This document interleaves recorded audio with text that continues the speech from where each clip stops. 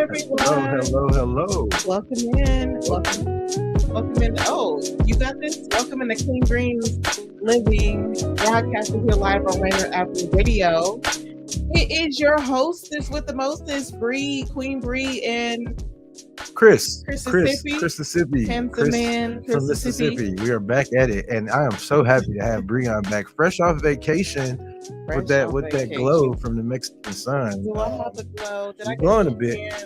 You are glowing a bit. How was it? And I'm so happy to have you back. By the way, I don't know if you saw that episode last week. I did. Catastrophe, but anyway, we thank you, Daniel. Daniel was here. I saw the show, and we'll talk about it more next week because I'm super excited about our guest today. So I don't want to say too much, but I want to say that I saw the show, Chris, but I was still super proud of you. Thank you, because the topics that you touched, like we talk about it, and you be acting like you don't want to talk about it. But you sounded like a little expert last week. So, y'all. I was panicking. And shout out to Deacon Janet really quickly, because Deacon Janet, if nobody has my back, Deacon Janet always has. And you too, Mama.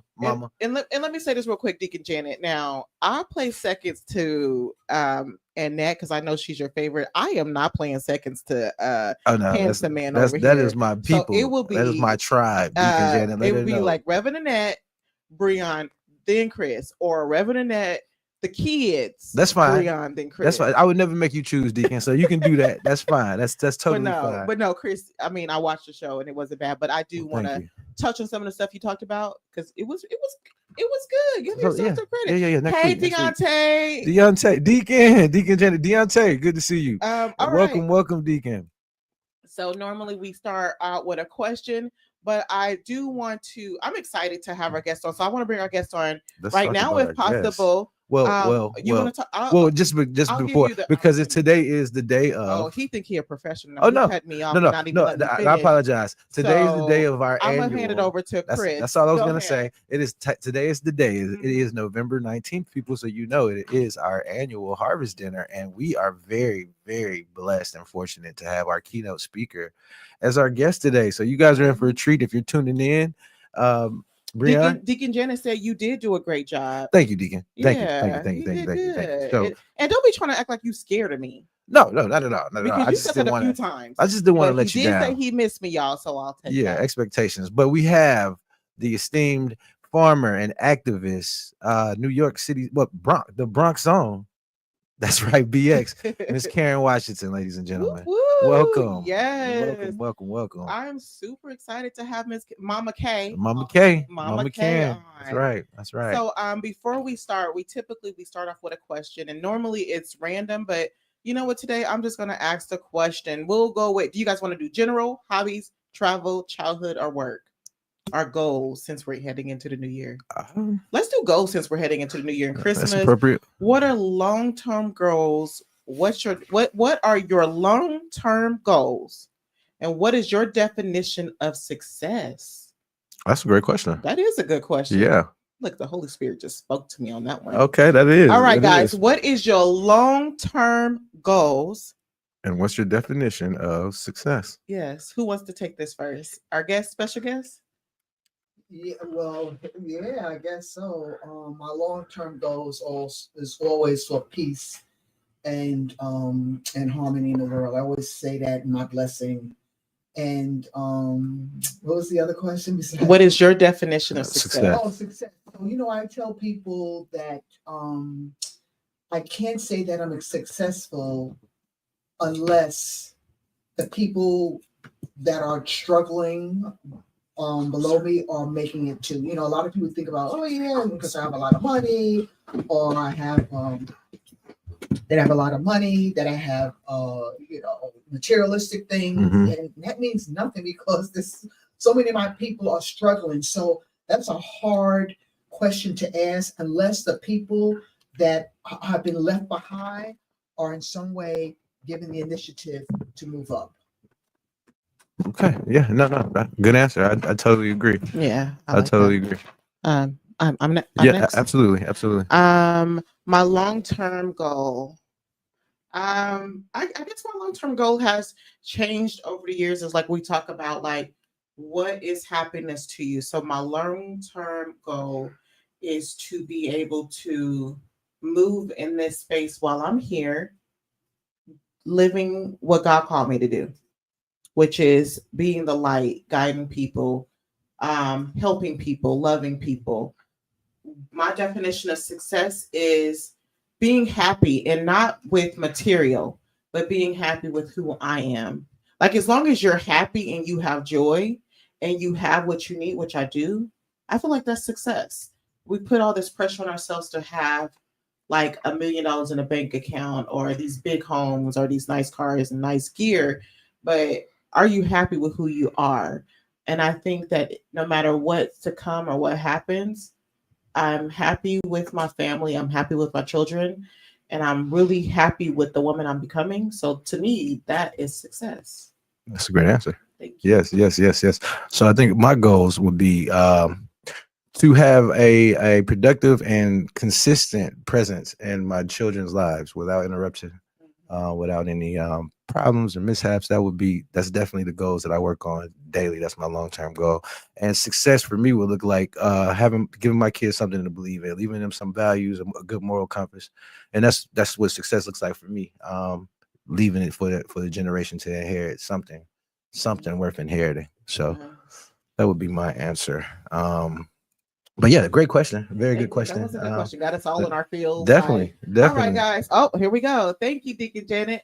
Being in service, doing what is pleasing to God, seeing your children do well, being good people. That's right. That's my deacon. That's right. That's right. You know, it's like, oh my God, I feel weird saying this, but it's like, as I grow up, as I continue to grow, you just learn that being successful is just different than what this world has taught us to be. Absolutely. So watching your children smile, watching your children have what they need.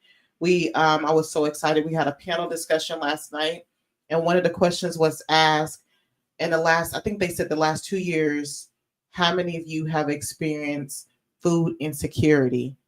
And for the first time in a while, I didn't raise my hand. And that was a sign of success to me. That's cool. Yeah, because, for sure. You know, when I began and when I started off as a mother and started having more children, I used to didn't know how I was going to feed them. I mean, of course, the Lord always blessed us. Like my friend was like, I don't want to hear anything else. I don't want to hear any more complaints, because God always works things out for you. But literally, I used to be like, how am I going to feed my children? How am I going to pay my bills? But in the last few years, I haven't had to worry about that. So I feel successful right now. That's cool. Won't he do it? Won't he will. So, okay.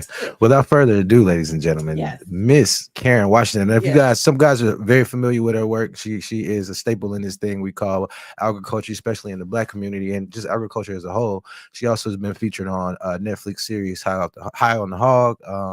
But I want to give her the mic and give her the floor to talk about it a little bit more. I feel like you're a national figure. Right? I agree. Let us pour into you. I know it's weird.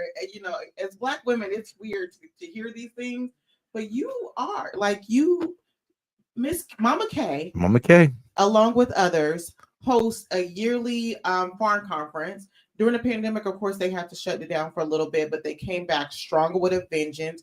Yearly, you guys do farm conferences, urban farm conferences in different states, where people around the world come in and we learn from each other, we connect with each other, we uplift each other. No person is bigger than the other one when we're there. I have gone to these conferences the last couple of years by myself, but I didn't feel alone. Like, there's always someone to talk to. There's always someone there who is going to support and encourage you. So, national figure for me, I would like to say, I never really had role models growing up. But as I get older, you're one of them. Okay. Because it's like this light that she shines when she's with you. Yeah. Like this light that she shines when she's with you. And in Philadelphia, I really was like, oh yeah, that's a role model. Because even though she's been up there, she was handing out her phone number like it was Tic Tacs. I'm here. I'm accessible. This is my number. And honey, I had it saved. So when you text me, it was already saved.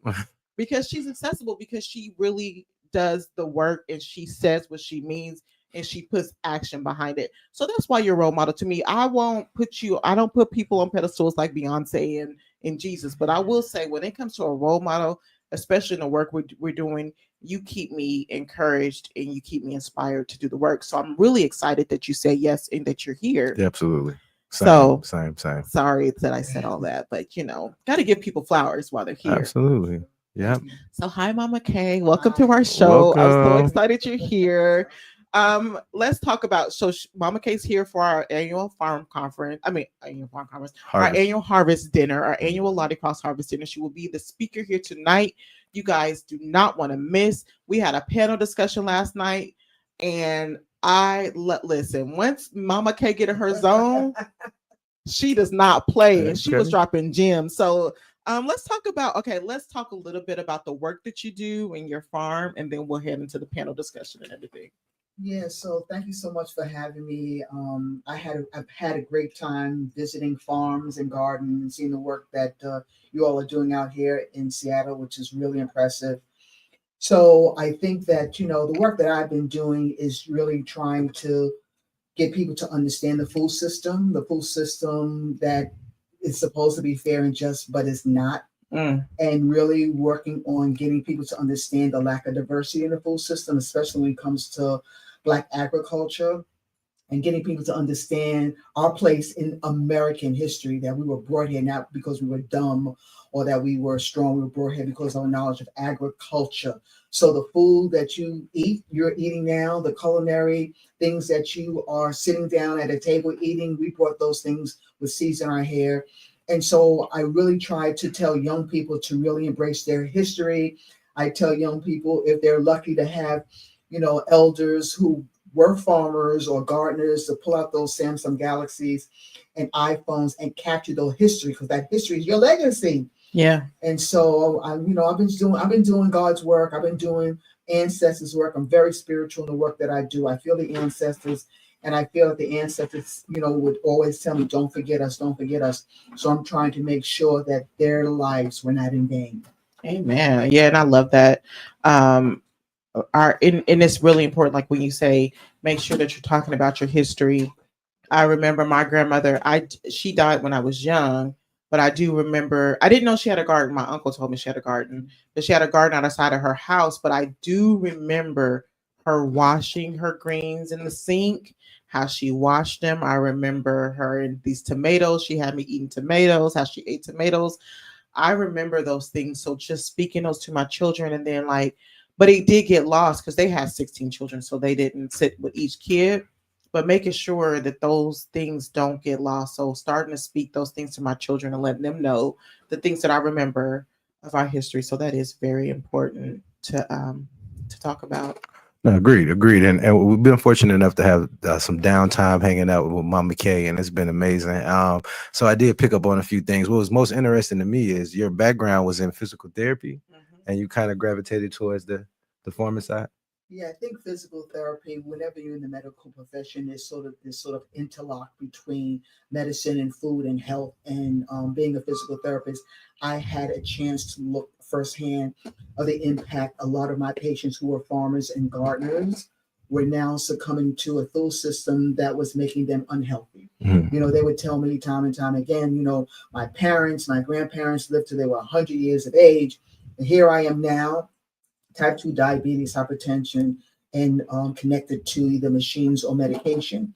And so, from listening to their story, and I would always ask them, tell me more. And they would say, oh, Ms. Washington, they had a negative connotation when it came to food and growing food. But when I would express the joy that, I'm growing my tomato, or I would bring them food, all of a sudden they would realize, Ms. Washington, you're right. We were never sick a day in our life. We got all our food from the farm or the garden.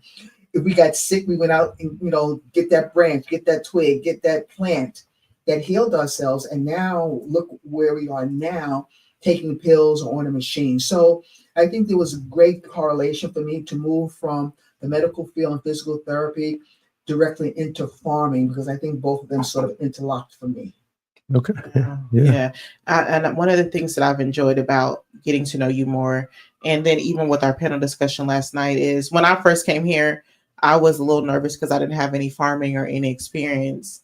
But that's what a lot of us have come in, that we've come to know, that it was a moment where we realized that this is important And it doesn't really matter it does matter, but it doesn't matter your background. You can learn, and you come in here, you do the work, and you learn from others. So I appreciate that story of saying, I came from physical therapy, I came from housing. But then what we talked about in a panel discussion last night, a lot of that connects. Right. A lot of it connects because food, that's just how important food is in this system, and important for us as African Americans, specifically, to come in here and make sure that we are being educated on how the food is grown, how it affects our bodies.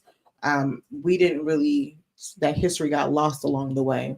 So what would be your advice to people who are hesitant? Because, as I've come here and I've invited people out to the farm, I remember one person saying, my ancestor would be rolling over in their grave if they seen me out on that farm like a slave. So what is your advice to people who when they think farming versus slavery?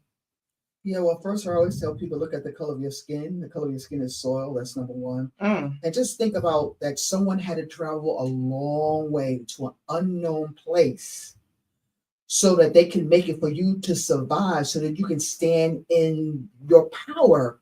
And so understand that, that they came here and they came with the knowledge of growing food. The knowledge of growing food. They brought instruments and tools, a knowledge of tools on how to cultivate food, how to grow food, how to fix food. And so we have to honor that. I think, as a Black person, when I'm out in the fields, first of all, I always bring the ancestors in. I want to bring the ancestors in this space as well. Always bring the ancestors in to have that conversation. I ask the ancestors the privilege for me to work on the farm, because the farm for me, it's about putting my hands in the soil and asking permission to farm, to give the farm the grace that I feel. I feel honored, when I'm out there and I'm growing food, and I know that food is going back to the people that need it the most. That's number one. But also that heritage, that rich agrarian heritage that my ancestors have instilled in me to do this work with intention and with grace and with love. That's amazing. And I think and she's so passionate when she speaks. That's why I can listen to her all day. But what a testament of this passion is, and her brilliance almost, is being able to make the connection. When you hear people that's in the physical therapy, that's usually their career. They usually ride that out for the long haul. But being in there, being passionate about what you do, hearing these people come to you with these problems and wanting to take it a step further, knowing that it starts with what we're putting in our bodies as well, and making that connection and pivoting to agriculture. Yeah, I think everyone, believe it or not, has a calling. And you have to be either in tune to that calling, or some people run away from that calling because they're fearful. And so I chose to run to that calling of agriculture, and learning about agriculture and learning about my history, and using that knowledge to move the food system forward. I had no idea, believe it or not, I wasn't a farmer. I knew nothing about farming. But what I did know is that we had a food system that was not fair and just. And then I started peeling away the food system. I lived in the Bronx, and out of 62 counties in New York State, Bronx ranked 62 of the most unhealthiest county in New York State.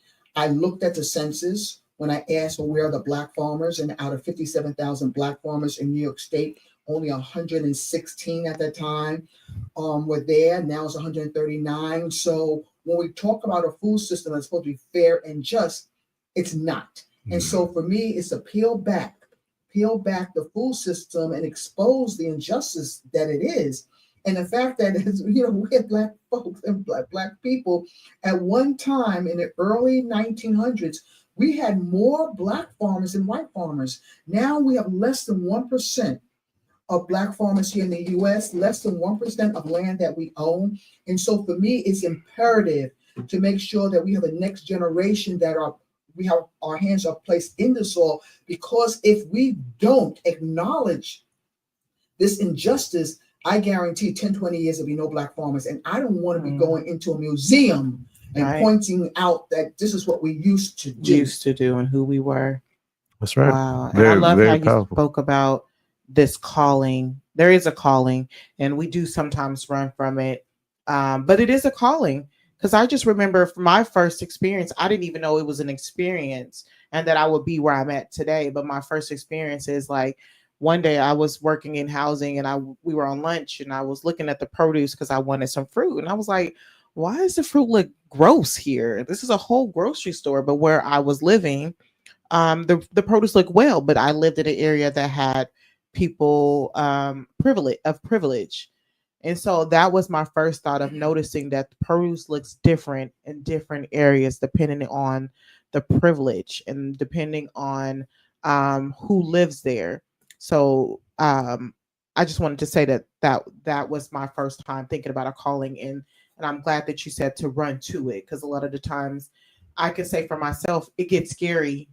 When you have this calling and you don't know exactly what to do with it, you do get scared and you come back, you run from it.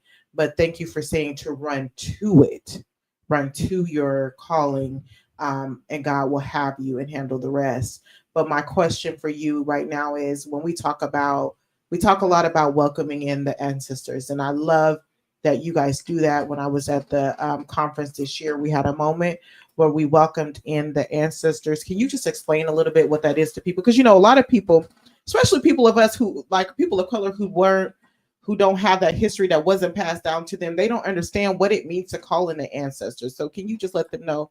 Yeah, it's a spiritual calling because, again, as Black folks, we have been through so much. And to give grace and to give acknowledgement of our past is very, very critical. I mean, that's why a lot of us, we go to the Black church, we out there, just praising God and praising who we are as a people. And I think it has gotten us this far. It has gotten us this far to be in tune to our heritage, to be in tune to our people, to be in tune to give grace to God, to give grace to Christ, to give grace to any deity that you bring into your life, but to acknowledge that there is a spiritual compass that we're all connected to. And so for us Black folks, we know that our ancestors traveled a long way for us to be here. And so how do we not acknowledge that? How do we not acknowledge that the fact that we stand on the shoulders of greatness, that we come from kings and queens? And so we have to acknowledge that, bow down to it, to make sure that we continue this journey of freedom, this journey of love, this journey of community that has been instilled in us to do. We're not going away. We've been through so much. We've endured so much. We've endured slavery, Jim Crow, we've endured racism. We've endured so much, but here we stand, and like Maya Angelou says, still we rise. Still I rise. Still Yes. we rise. Still we rise as a people. So we're about to go into a next journey, y'all. Yeah. We're facing the next journey, but we have to do this together. That's right. That's right. And like I said in the title, guys, not just a farmer, but an activist. And I know you hear that activist side coming out, and I love it. I love it. You're absolutely right. Very passionate about what you're saying, and I definitely agree. I can't agree more. It's definitely a time for us to build community and unite and get back together and strengthen numbers. And now is more important than ever. If you're just tuning in, you're tuning into Clean Greens Living, broadcasted here live on Rainier Avenue Radio. It is your host, Queen B, back in the building from Los Cabos. That's right. That's she right. fancy. Okay. We have handsome man Perry, Mississippi. Yes. Thank you. I know the Karen, this handsome man, Chris, is out of control. Karen here from New York, who is here to speak at our I want to keep saying conference. Why do I keep want to say that? To our harvest dinner. Our harvest dinner, which will be here tonight at 6 p.m. in Washington Hall. The address is on the screen, 153 14th Avenue. If you are listening in Seattle, Washington, we will be here in the building. You guys do not want to miss Mama Kay. She's dropping gems. You've been dropping gems all since you got in the car. Yes, absolutely. Absolutely. And she has not repeated herself. That's right. You guys do not want to miss, so please join in. But we have like 2 minutes. Let me say one thing really quickly, and this is off subject. I just want to really quickly. I need to apologize to my family and to my grandmother. My grandmother just had her 90th birthday, and I was supposed to be in Mississippi. and I didn't make it. It was a conflict of scheduling. I made the awful mistake of not going. And Sugar baby, I love you. I apologize. My family is so mad with me right now, rightfully so. Guys, I apologize. I'm coming home as soon as I can. Happy birthday and more life, beautiful young lady. Happy birthday. Absolutely. 90 absolutely. days. Make sure you checking in with her. I do. So Sugar baby, I love you. I'm sorry, mama. I'm so sorry. I'll be home soon. I promise. I'll make it right. I'll make it. Look at my mother. Look at my mother. Mom, where have you been? Where you been, Mom? Maybe she was just taking in all the information. Mama, okay, thank you for joining us, Mom. Golly. All right. He'd be like, if you don't comment, you ain't here. We Deacon Janet and my mama, I need them in the comments. I'm looking for them every episode. Oh my God, those High on the Hog, like it's amazing. Like, Mom, the second season is out, Mom. She's on the second season. So go ahead and binge watch. It's really good. It just talks about our history. It reminds us of who we are, where we came from. And Mama Karen is featured on one or two of the episodes, right? I'm there. Right. Right. You're there. Definitely there. But speaking of, we have 1 minute. We talked a lot about connecting. Like now is the time to really, really connect. So you want to leave them with the gem of making sure that our audience, if they can't come to the dinner tonight, what should our goal be to connect going forward? I want to say the next 4 years, but really in life, like this continued on connection of community. Be open, make yourself be uncomfortable to be comfortable, to network and meet people where they are, get involved, be proactive instead of reactive. Yes, right. Proactive instead of reactive. I feel like we should say that often. Proactive instead of reactive. We want to get mad, but what are we doing about it? Get busy. And how are we connecting? And I love, and I'm gonna leave it with this. Leave out your ego. I love Mama Karen kept saying, leave out your ego. What is the work that we're here to do? It can't just be about one person, one organization, one mind. It has to be a collective come together and do this work. Guys, and do this work. Take your ego out. Karen Washington, if you enjoyed this episode as much as we have, come out to the dinner tonight. The dinner is located at Washington Hall. Yes, Washington at Seattle Hall. University. Yes. From 6 to 9. You see it. You want more of it, come. Hi, Auntie Meredith. Tuning in. We'll see you next week. Bye. Bye, Janet. Thank you again, Karen, for joining us.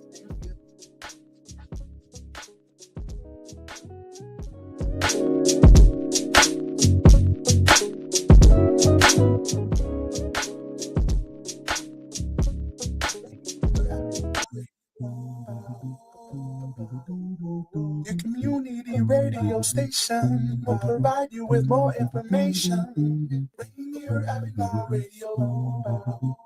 A new law is helping people save more money on prescription drug costs. You may also be able to save with Medicare's Extra Help program. Your premium cost can be zero and your out-of-pocket expenses are low. Who should apply? Single individuals earning less than $23,000 a year or married couples earning less than $31,000 a year. Even if you don't think you qualify, you should still check out this program. Visit ssa.gov/extra help. Medicare costs are covered by the U.S. Department of Health and Human Services. Women are not an homogenous group. We face discrimination differently depending on factors such as ethnicity, age, socioeconomic status,